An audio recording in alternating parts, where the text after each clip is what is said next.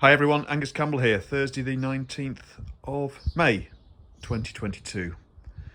Right now we finished the top-in service, which ended up as a rebore on the Rocket 3, and following the testing video that I've just put out, that's now done, and we can use it this season. So let's get back onto the A70 here. So if you cast your minds back, then the last time we focused on this, we were checking oil pressure and adjusting crankshaft end flow, etc. So we proved that we had good pressure, so it's all ready to be to have a light commissioning, so we can do some more road testing this year. But there's a few jobs we want to do on it to tidy things up.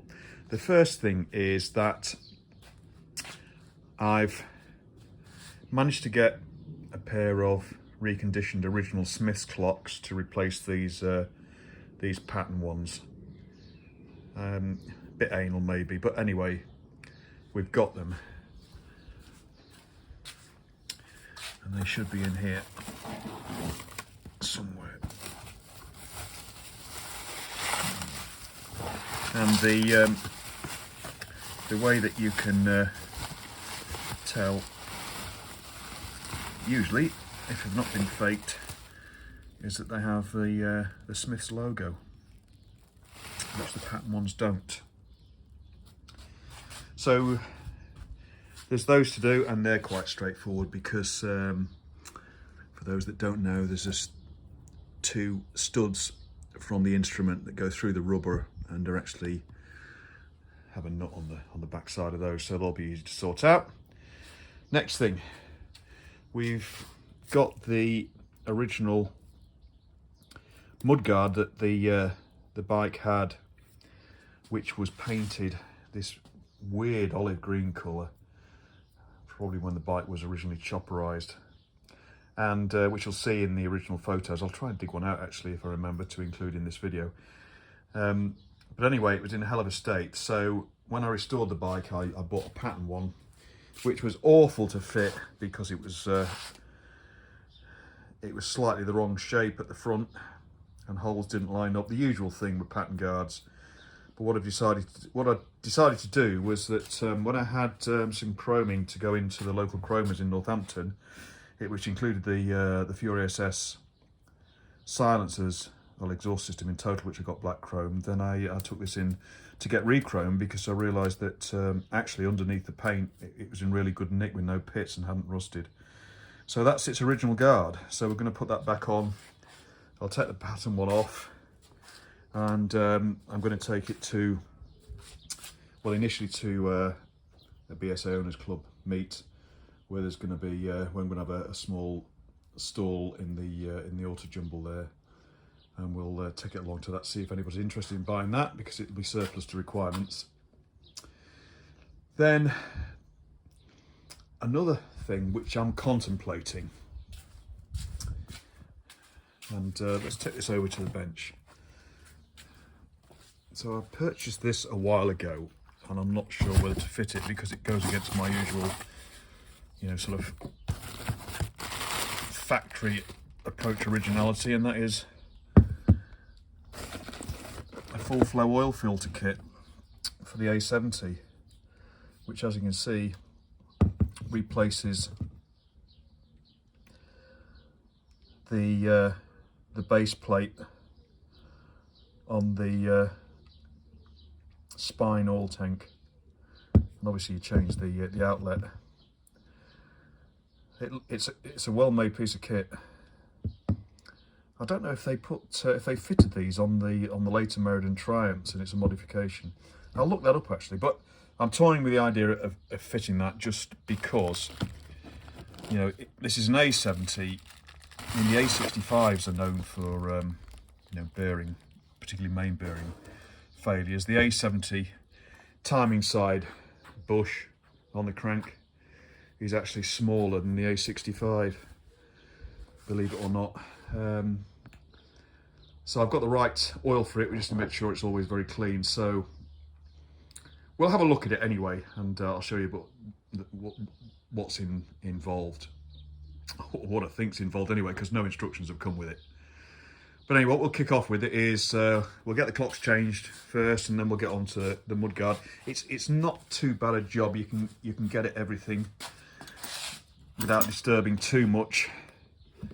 So take the light unit off and all its gubbins. That's just held on by effectively 3 bolts on the underside of this. We've got to take the number plate brackets off, which also undoes the rear loop for the grab rail. And then we've got 1 bolt there, which is a fitting bolt. We've got to take the toolbox tray off, which is just 1 bolt from the other side into this captive nut, and then right down. Oh, actually, I can't see from this side with the chain guard. You've got the 2 front mountings, which actually are down here, which actually aren't too bad to get to. The original guards had this bracket here actually riveted to them, I think. We'll have a look on the other one in a minute. But for the pattern one, I had to get that bracket, and it's bolted on. So we'll leave that with it. But yeah, just these 2 and 1 behind it over there, but behind the chain guard, which is a bit more awkward, but you can get to it without removing the chain guard. So we'll do that, and then we'll have a think about that full flow oil filter. Okay, let's get cracking. Right, 5 minutes in, and on to the first issue. So I've removed the speedo. I had to do it gingerly with its trip meter knob on, because that won't pull out and I don't want to damage it. And this is the restored original one. I mean, you can just see from the back of it, you know, how much better quality the original one is. But also, I was always wondering why these seem to be a little bit proud. And the reason is they're slightly deeper. Anyway, that's not the issue. The issue is that, well, firstly, I haven't got one of these, but I'll be able to get one for Smiths, I'm sure. Second thing is that the bulb holders that come with these patterns are totally different. They're these rubber ones that press in. They're a different diameter to the originals, and also the depth is going to be too long as well, because this instrument is a bit shallower, the original one. So what I'm looking for are the original metal clip-in ones, and I've got one. Where is it? There it is. I mean, that's a pilot bulb, which isn't necessarily quite right, but does fit. But that's what we're looking for, and I've got that one, but I don't have another one, and it's not necessarily the right one. So we need to go online first thing and get a couple of those, plus a trip meter knob, an original one. That might be a bit tough, but anyway, let's see what we can do. Right, well, I managed to order those parts on eBay. They are available. So we've got the 2 bulb holders and the trip meter knob on the way. So in the meantime, anyway, we can get the rev counter off and fit the new instruments and get them cabled up, etc. And we'll just wait for the other bits and pieces to come. But we've got other things to get on with. So let's get the clocks mounted up now. Right, that's the replacement clocks in, and they fit so much better because, as I say, they're about a 1/4 of an inch less depth, so they fit into the cups much better. Whereas the other ones, certainly on the tacho side, because of the cable routing, the top lip used to stick outside, which is really awful. So we'll just wait for the bulbs, the new bulb holders to come, and we'll sort those out. Different bulbs as well, and in the meantime, let's get on to the back mudguard. Right, we've got the back end mounting nuts and bolts off, number plate brackets, grab rail loop, light unit. There was one missing from the light unit on the underside, don't know where that's gone. Useful to pick that up. And I've also taken off top frame loop. But what I'll do then on the inside now is we'll leave that one in so the guard stays in position while we then remove the front at the bottom here, this one here, and there's one the other side behind it, which we need to get to from this side if we can because of the chain guard. So I'll take those off and I'll bring you back. Well, I've got the right hand side mounting bolt off okay, but this left hand side I couldn't really get to it, so I've taken the chain guard off, and I don't know why I didn't even contemplate that from the start, because it's so easy on this. There's a mounting bolt at the front and then it's just nipped at the back. On the shock hose, all the mounting, 2-minute job, and there we are, straight through access to it. You just get a spanner on the back, piece of cake. Right, that's got that out okay. But just to mention a couple of things. Firstly, that the mudguard mounting bracket is mounted on the same bolt that secures the rear engine plates onto the frame, so it's pretty important that that's tight. But also you'll notice that, I don't know if you can see here, but the mudguard and the bracket have moved, and that's because this mudguard needs to be slightly twisted to make it fit properly, as it's a pattern, usual thing. Anyway, that's that done. So now you'll see from the underside, we'll just take this 7/16 bolt out, and that allows us to take this simple tool tray off. It's only held on by that. And then we've got this one final mounting point here, which is a bit compound, so there's a nut underneath there. And then it's out.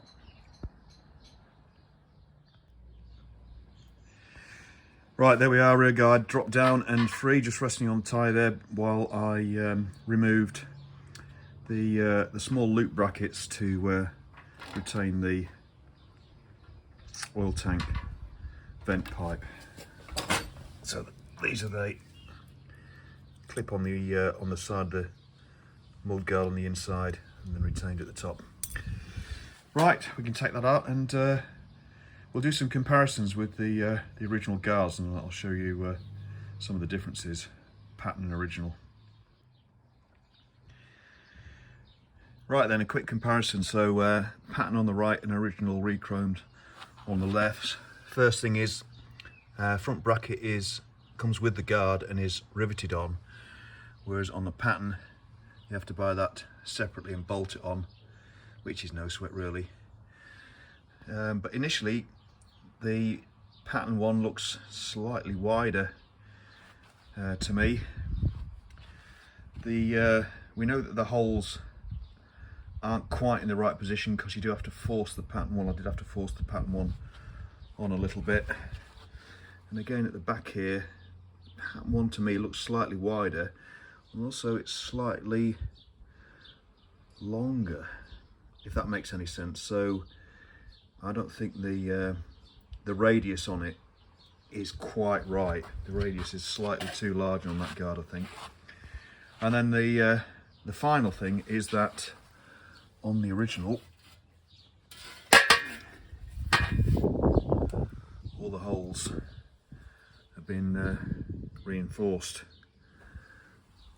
and most of you that use pattern parts will know that these are not. However, what I will say is, comparing weights, the pattern guard is heavier, and I think it's a very slightly thicker gauge steel, but it is quite a lot heavier.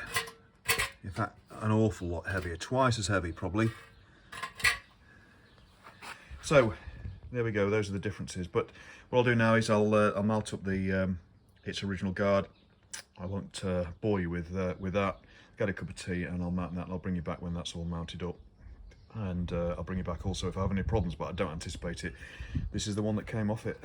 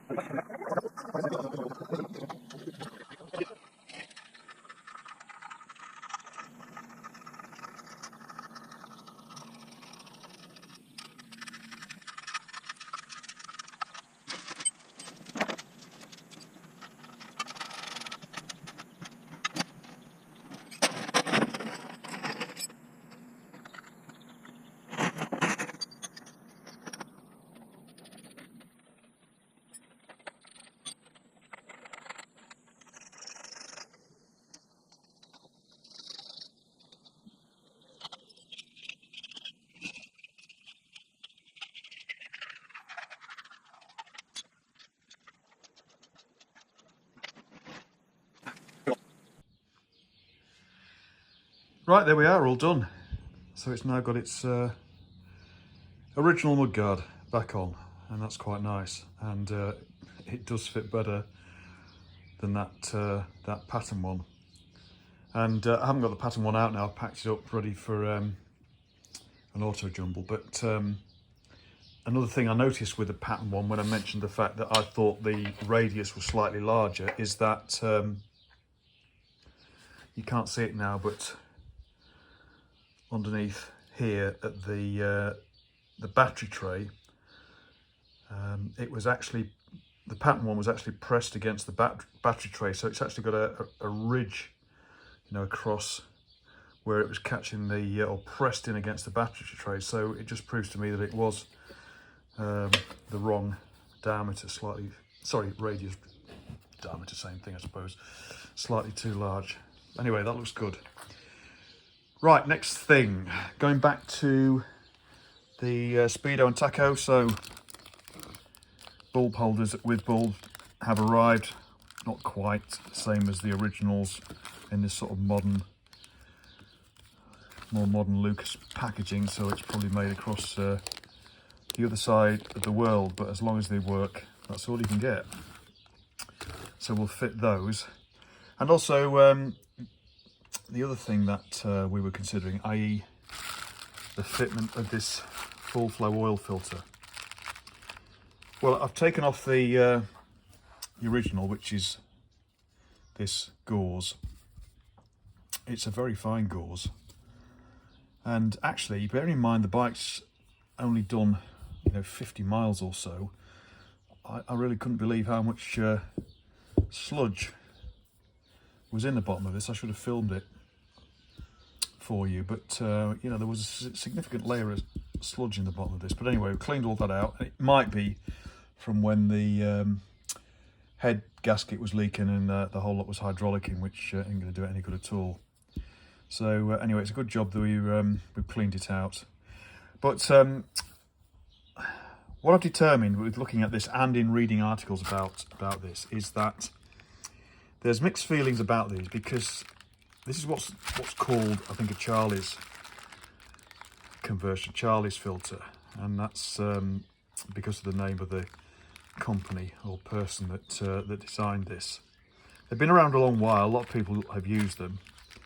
Other people are critical of them in that this filter is effectively on the feed side of the pump, not the return.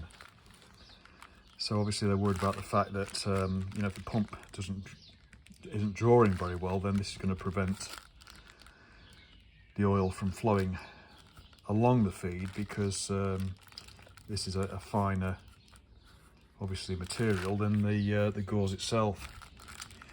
So, but in general, people have said they've run them for years, never had any problems with them, and that they're a good idea, and I agree with that. But the thing that's put me off from doing it is the fact that you've got to slightly modify the oil tank, in that the feed line inside the tank is from the side of the spine, and then it bends down and goes through this hole quite well into this gauze, about halfway down at least. You obviously, to fit this in there, you've got to get up there and actually hack it off, which I'm not too keen on doing, to be honest. And as long as everything's well cleaned out and checked, and I've checked the spine as well from the underside, the spine tank. For now, I'm not going to fit it, and I'll think about it. I really don't want to modify what's there just in case I mess things up a bit. So we'll leave that out for now. We'll go back to, we've just nicely cleaned all this up. I've had to make some new gaskets because I've got gasket sets and I don't have these gaskets in, but that's easy enough. And we'll refit this now, put some fresh oil in it, and we'll fit these. I've got a bit of soldering to do, but that's no sweat.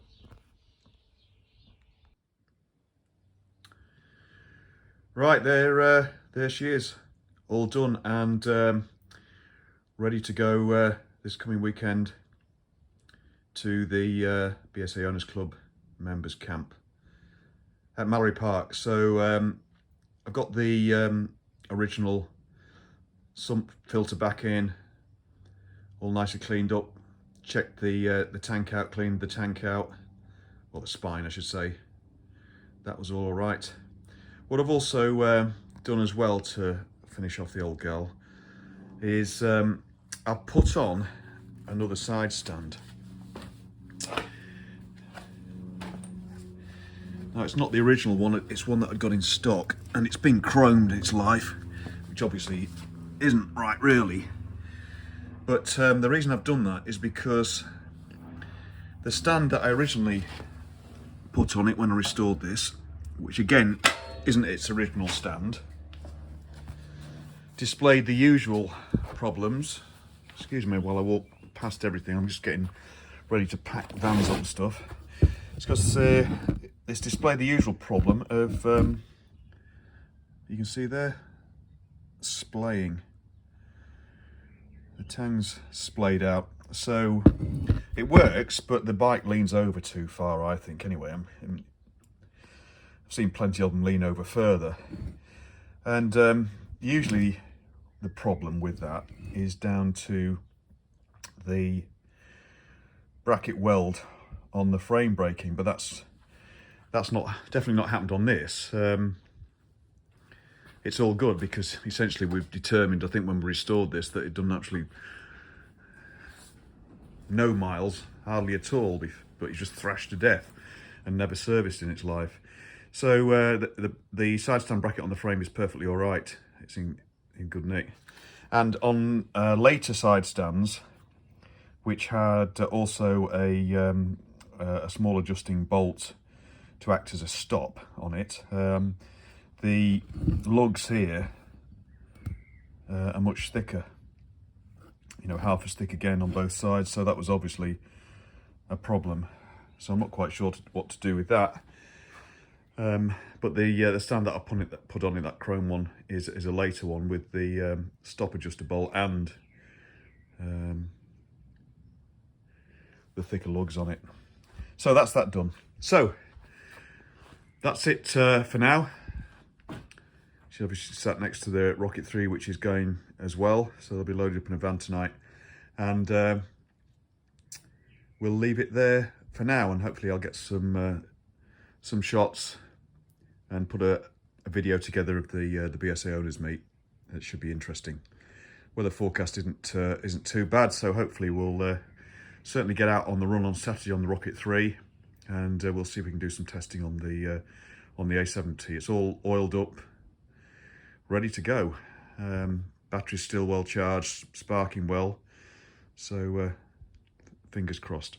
Right, we'll leave it there. Thanks very much for watching as usual, everybody. Thanks for subscriptions, comments, and your interest, and I'll see you all again soon. Cheers, everyone. Bye.